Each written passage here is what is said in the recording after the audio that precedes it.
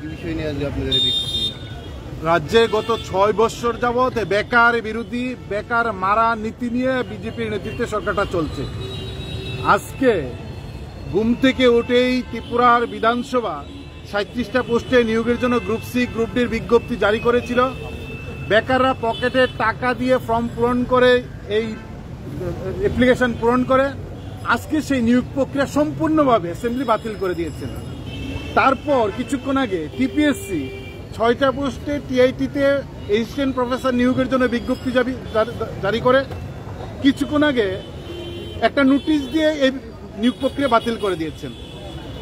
সরকার যখন একটা নিয়োগ প্রক্রিয়ার জন্য বিজ্ঞপ্তি জারি করেন তখন বিধানসভায় বসে কোনো মন্ত্রী হিন্দিতে কোনো মন্ত্রী বাংলাতে ডাক ডুল পিটিয়ে এই বিকাশের প্রচার করেন, নিয়োগ করছেন, আর গোপনে নীরবে এই নিয়োগ প্রক্রিয়া কিছুদিন পর বাতিল করে দেন। আমাদের ধারণা যে বিধানসভায় যে 37টা পোস্টে নিয়োগের জন্য লক্ষ লক্ষ টাকা সংগৃহীত হয়েছে, বেকারের পকেটের টাকা নিয়োগে পূরণ করতে গিয়ে জমা দিয়েছেন।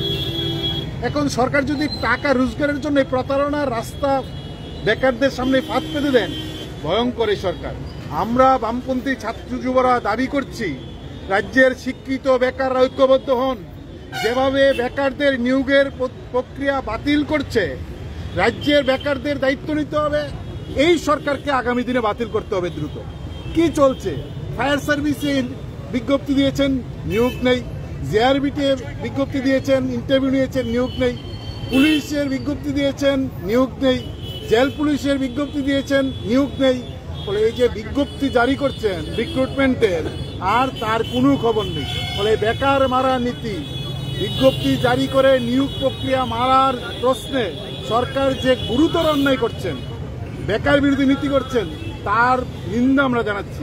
এবং আমরা খবর পাচ্ছি এই যে সরাসরি সরকারি দপ্তরে সরকারি নিয়োগ, এটাকে বেসরকারিভাবে কোনো পরীক্ষা ছাড়া, কোনো ইন্টারভিউ ছাড়া আউটসোর্সিংয়ে কিভাবে নিয়োগ করা যায়, নিজের ঘরের ছেলেদের বেআইনি বাঁকা পথে আউটসোর্সিংয়ের নাম করে বিনা ইন্টারভিউতে কিভাবে নিয়োগ করা যায়, তার জন্য অ্যাসেম্বলিতে এই প্রক্রিয়া বাতিল করেছেন।